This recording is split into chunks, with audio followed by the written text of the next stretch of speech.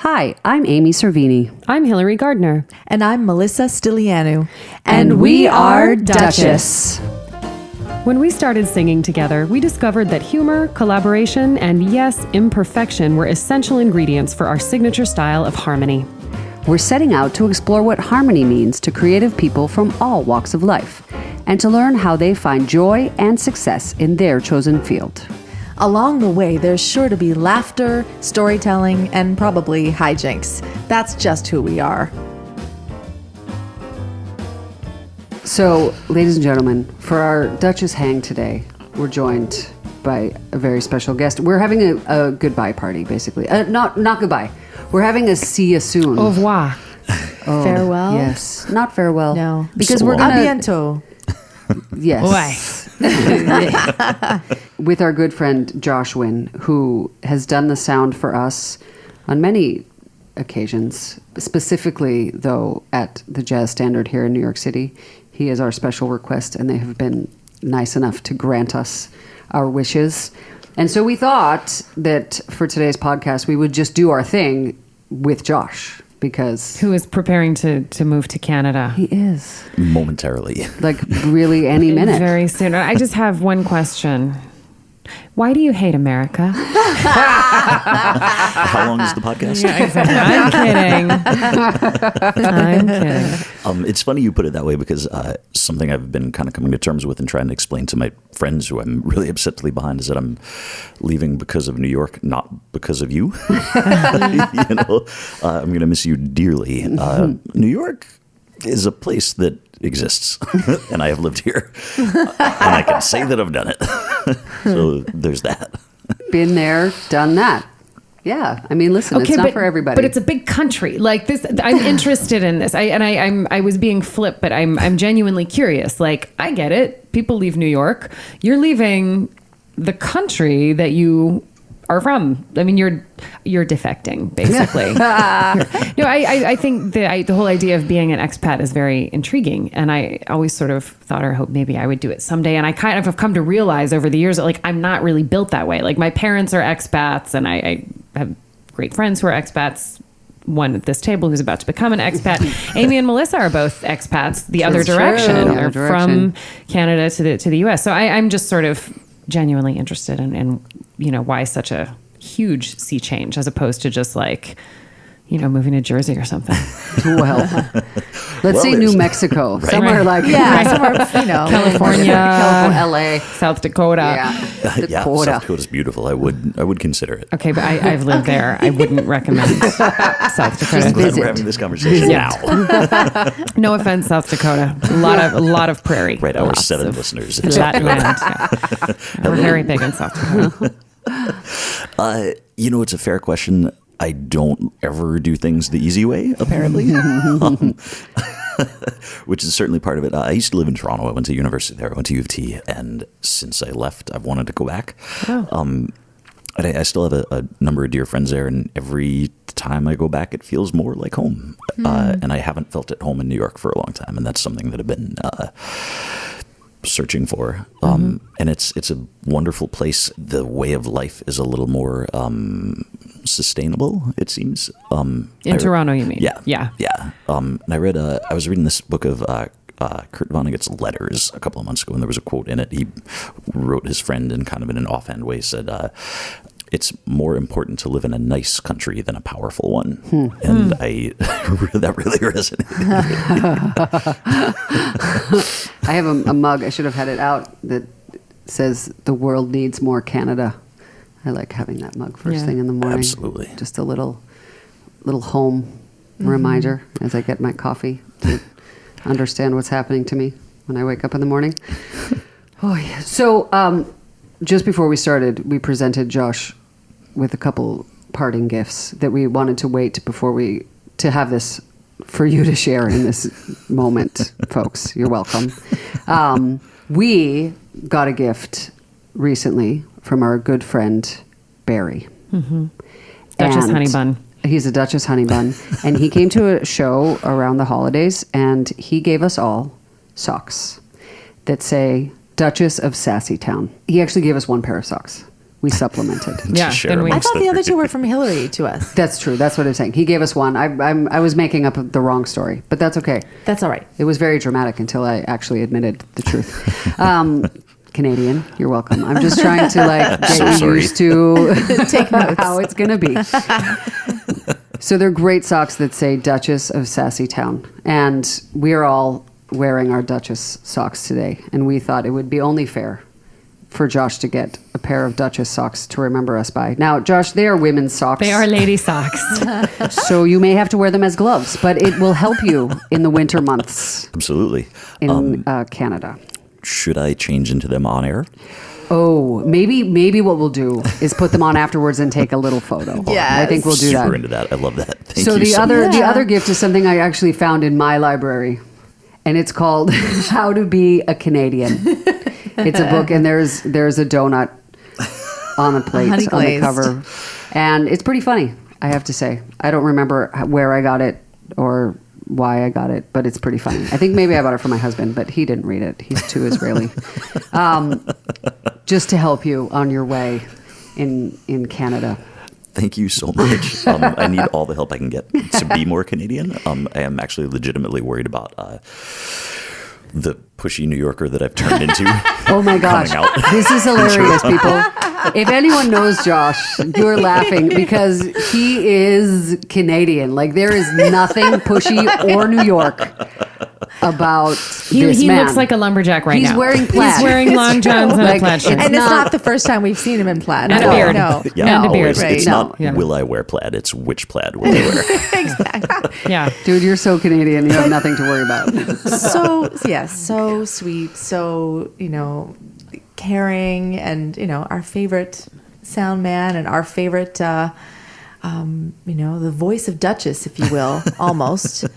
We've, on a couple occasions, used your beautiful sonorous baritone to help, introduce us on the bandstand and let people know about our special drink. Maybe We're gonna maybe miss that. we can show people. Let's show people. Yeah. Can you pretend that we are at the Jazz Standard right now Absolutely, Amy. and introduce us as you would? You want the whole spiel? Do the whole spiel. I want to hear the whole thing. I want it. As an aside, I think I was every manager's favorite sound guy at Jazz Standard because it meant sure. that they didn't have to do the introduction. Good evening, ladies and gentlemen, and welcome to Jazz Standard. Before we begin, please observe a few house rules as a courtesy to the musicians and to you, our audience. Subtext there was always, can we curse on air? Is that okay? Yeah. Shut the fuck up and turn off your cell phones was always the subtext. Do you want the rest of it, huh? Yeah, do the. I want you to introduce us. That's the money for me. Right up to there. the drum roll. Yeah. Ladies and gentlemen, please give a warm welcome to Duchess. Fantastic. We're missing the hi-hat. I know. Yeah. Yeah. I believe we have a recording of this somewhere. So we have a video. Did I Do send we, do we you? have an audio recording though Oh, yeah. of I did Josh send it to you. just, Okay, good. Yes. just thank you. speaking the whole spiel or no? We have it. We have audio from that show. Okay. Where that exists. So. Nice. Okay, one more thing you have to do for us. Although we do have this, we have that on tape too. Absolutely. When we were at the Jazz Standard, they invented a drink for us, which we'll talk about in a coming episode. We need to hook that up. Maybe with the inventor. D is for Duchess. Yes, there is a drink called the Duchess, and here is Josh to tell you a little more about that, ladies and gentlemen. Raise a glass and toast the debut of the Duchess Variety Hour with the Duchess, a signature cocktail by the Jazz Standard's ace mixologist. Lillet, Aperol, orange bitters, and sparkling wine combine to create a tipple as elegant and effervescent as the Duchess gals themselves. Hot dog. Yes. Hillary, did you write that? Of course, I perhaps. My favorite Tipple. turn of phrase is tipple. a tipple Love as it. elegant and effervescent. It's wonderful. That's really beautiful. And as a certified born and bred ham, that is the kind of line I love to read. Well, we do not keep kosher in our patter. We want cheese and ham. On a lobster. And oysters, like shellfish aplenty. I am going to miss y'all so much. Well, but this brings up an important point. I mean, you're hopefully going to continue being a sound man in Toronto, correct? That's the plan. So We can write you a letter. we also have shows from time to time in that fair city. So I think it's entirely possible / likely / mandatory that we'll be reunited, and it feels so good. Yeah. So speaking of sound men, I just wanted to have this discussion really quickly without getting angry or mean. Well, I'm looking right at Hillary. You might be interested. nonsense. For the folks at home, staring It's true. I'm right the at only Hillary. non-Canadian at this point, and I'm fully, proudly in touch with my New York rage. I feel like Alaska is so much maybe rage. more Canada than Canada in some ways. A lot of when I lived abroad briefly right after high school, and I lived in Italy, and many people thought that I was Canadian because if I said Alaska, they thought, Right. Sure. Canada. It's basically Yellowknife. And we did drive. We went from the Midwest to Alaska. We drove when we moved up there, and my brother and I were little, 6 and 7 or something. And after a week or 10 days, however long it was, driving up through Canada, by the time we got to Alaska, we were saying "eh." Like we definitely had picked up some of the inflections for sure. Sorry. No, it's okay. Back to the rage, Amy. Back to the rage. Hillary's anxious. So we've had some experience with sound men Oh, I'm so sorry. And sound women. and sound women. Actually, it is true. But there was one. For the three of us. Yeah. But I just want to talk for a moment about how we can change this and how I know it's possible because Josh Wynn. Josh Wynn, ladies and gentlemen. So what I'm referring to is, of course, the feeling that the three of us alone and together have felt on stage of rage and anger and all kinds of the feelings when you are spoken to as if you don't know what you're talking about because you're just a lady singer. I know it's not always like that, but I can tell you that you can be on the stage with 3 men and the sound man will, or woman, but mostly men, It's mostly men. will always question your request and never anyone else's. They're like, yeah, man, that's cool. And then you ask for a little more highs and... They'll tell you why you don't really need it or Right. what you're actually Right. hearing. And when people come in here, it's going to change the sound. Really? I had no idea that would happen. Also, yeah, Come you know on. what else will happen when people come in here? You'll get an itchy trigger finger and start futzing around with everything that we thought was said, and it's going to be a disaster. Yes. So, listen, we're all trying to make the world a better place. And by we all, I mean the 4 of us. Only the 4. Only us. And it's really time to just do a little flip here. And it shouldn't be that way. And we know that it doesn't have to be that way, as I mentioned, because of people like Josh Wynn who ask us if we could please spend a little more time on the kazoo sound. Yeah. I was really hoping that was going to come up. Of course it's going to come up because it's the best thing I've ever heard in sound check. And not just that, but you had like solid, thoughtful suggestions about where, okay, now try with the bell of the kazoo a little under the microphone. Oh, and dude, let's we just spent try this. time. And we had a great kazoo sound on that gig as We a did. result. You sure We did. did. Yeah. Yeah. Time's up, ladies and gentlemen. That's right. Time's up, sound. Time's up. Time's It up, does indeed. bring up an interesting question or an interesting point as well. Sorry, I was so captivated by my Duchess of Sassytown socks. I was looking down at them. The sound guy in me was like, talking to the microphone. Exactly. Lindy West wrote an article for the New York Times recently. It was an op-ed, and her point, which I just wanted to stand up and cheer, was that fixing sexism is not women's work. Like, that is not our job.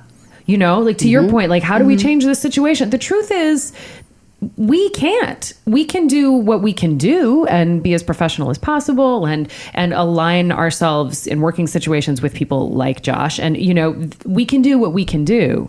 But fundamentally, this issue of, in December, I was on a gig in this huge cavernous space, and I said to the sound guy, I'm going to need a monitor. It's going to be really loud. The band is going to be playing. People are going to fill up. He's like, the sound is really live. You've got the speakers kind of right behind you. I think, you're going to be fine. I was like, pretty sure I'm going to need a monitor.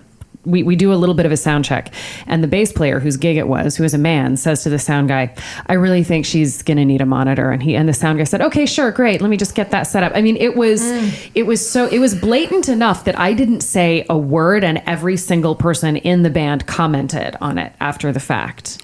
And in a situation like that, there's really nothing that I can do to fix it for that guy.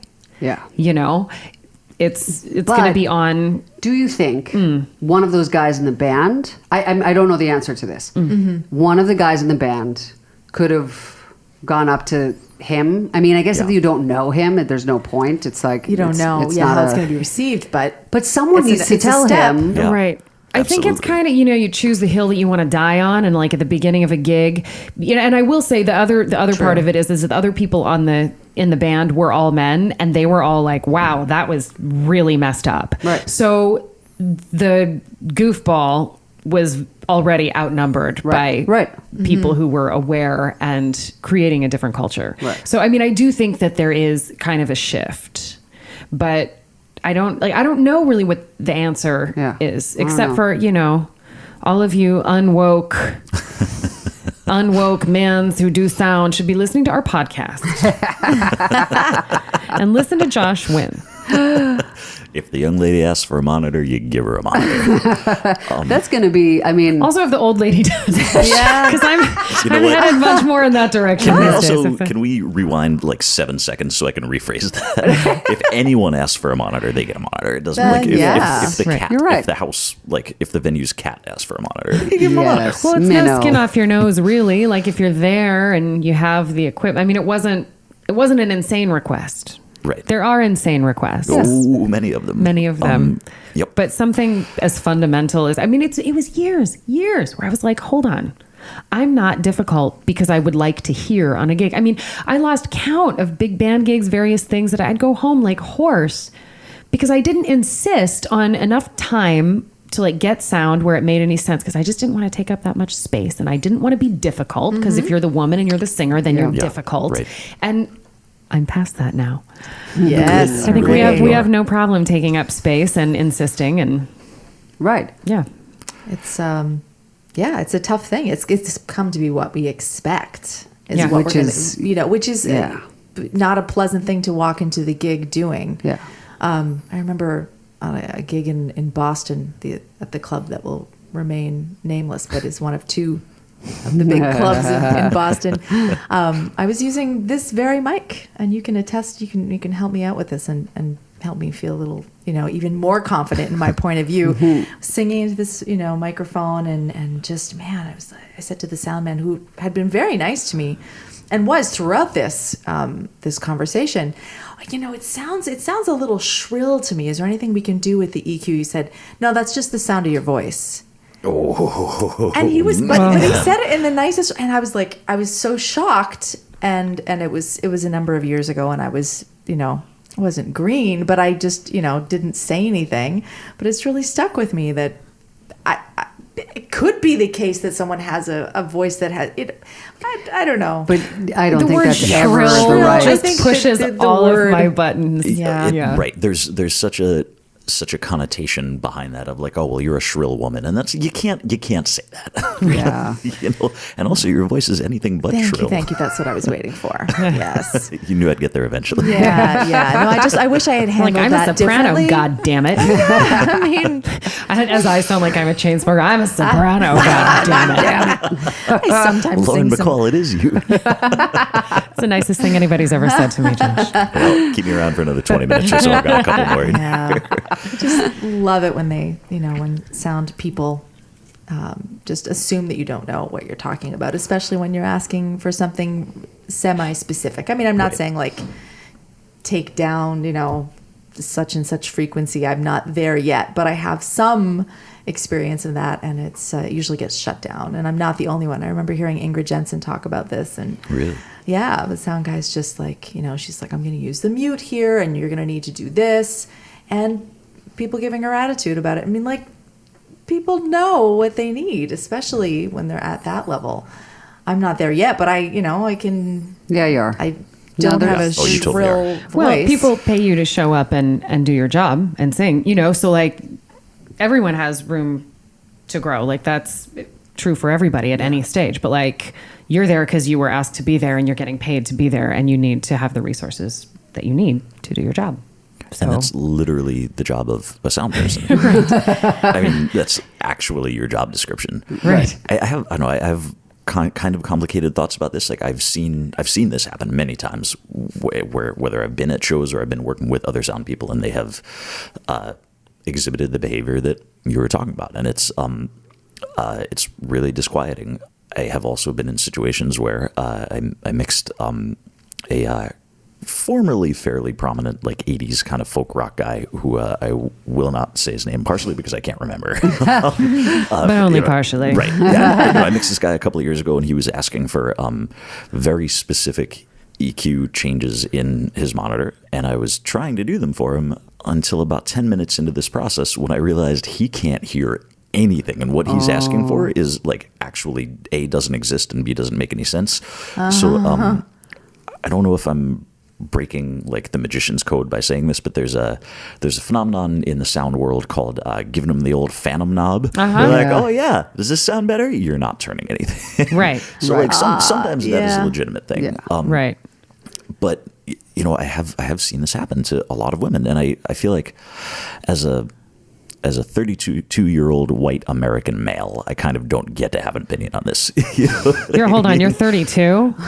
I look way older. Yeah, sorry. No. I'm feeling way older. That's all. That's the difference. And you know, the woke part in the back of my brain was like, don't say the age thing, but it was kind of pertinent to the. Sorry, yeah. Don't be. Great, cool. That sound is me digging a hole. You know, as a member of the demographic that is the problem, I see it happen a lot, and I kind of wonder if I can actually have an opinion on it. But and sort of to the point that you were making earlier about like what can we do? It's not on women. You're right. Mm-hmm. It's on everybody else, but also like it's not that hard to treat everybody like a person. Well, that's at the crux of all of it. Like it's not that complicated. Right. Like let's all just be nice grown-ups and be professional. And I mean, I think that I'm hesitant to co-sign this idea of like white men are the problem. Like, I don't necessarily think it's about demonizing a specific group of people, but you exhibit a tremendous amount of willingness to just like, to actually listen with some empathy. It's not necessarily that like there's a demographic that's a problem as much as, in my mind anyway, it's more about who's dominant. And it's like if you've been the default setting forever, when that shifts ever so slightly, it feels like perhaps that the world is crumbling around you because it's such a drastic shift. You being everybody, not you, Josh Wynn. And that's going to be uncomfortable. And I think there will be, missteps. I don't know what happened where all of a sudden there is this larger conversation happening now with all the Me Too stuff and all of these discussions about sexism that are somehow in the mainstream in a really interesting new way. But I think just having the conversations is a good place to start. Yeah, and I do think that there's a certain responsibility that people have when they see behavior that's not okay. Absolutely. To say something, especially if it's a position where you feel safe to be able to say those things. I mean, listen, no one's asking you to get beat up in a bad situation, but if you hypothetically, of course, are on a gig with someone else and they're not cool, perhaps it is on you to, after the show or whenever it's appropriate, say, hey, listen, I couldn't help but notice that you weren't treating her fairly. Just maybe something to think about, Yeah. In a way that, like, maybe there will definitely be people who are not open or ready to have that discussion, but maybe they'll get pissed and go home and think about it, and that's not something that I think we can do. No, I mean, as you said, totally like anecdotal. But when I was doing the Broadway show, I'm sure I've told you guys this story a million times, but I was standing, I was the one woman in the band for this show. It was a big band, so it was all these male instrumentalists, and then I was singing with them. And I was standing in the green room one day, shortly before a show, just standing and talking. And this trumpet player, who's older than my father, and with whom I'd enjoyed a very colloquial, friendly relationship that I thought was very professional and reciprocal, came in, and in front of all of my male colleagues, he smacked my ass and like just took a big handful of my ass and smacked it. And I was so stunned and horrified. And the part that was the worst was that my first instinct was, how do I tell him that that's not okay without embarrassing him? I don't want to embarrass him in front of the room. Meanwhile, I'm completely humiliated in front of my colleagues. And to your point, Amy, you know, there was only one guy in the room who did that. But out of the other, 15 or 16 men in the room, not one of them said, "What the hell are you doing, dude? You can't do that." Or at least they didn't say that in front of me. Right. And that, you know, I did say something to this guy, and I didn't, move it up the ladder. I didn't want to see him lose his job, or, I just chose to not go that route. But I did say something to him. He stopped speaking to me for the remainder of the show. And I was this persona non grata because I'd called him out on this behavior.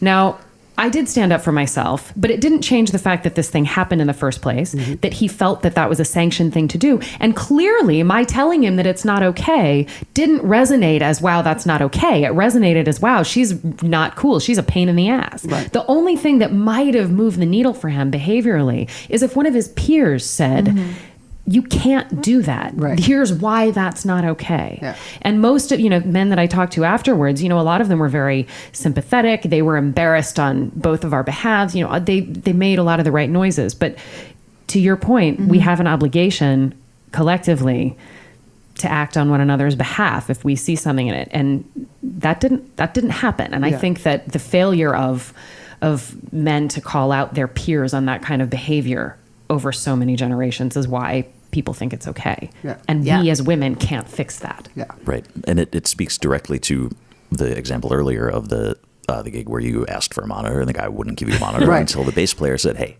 she needs a monitor. And you're 100% right. I am very hesitant to use this phrase because it has some associations, but if you see something, say something. Yes. Right.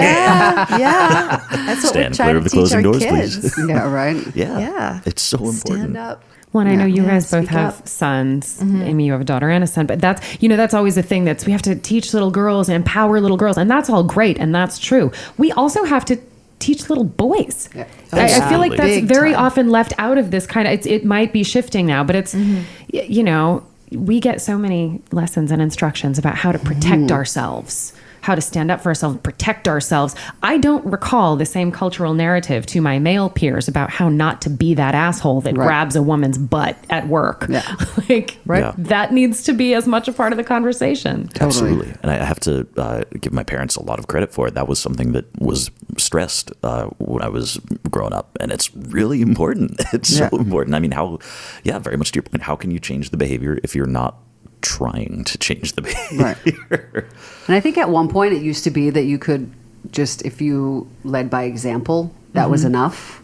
But I don't think it's like that anymore. Look at look at the example in the White House right now. There is Do we that. have to? Fair. That's a fair point. That could be your answer as to why you're Yeah. right. That dried out Kraft Single is part of why I'm leaving. I'm not gonna lie.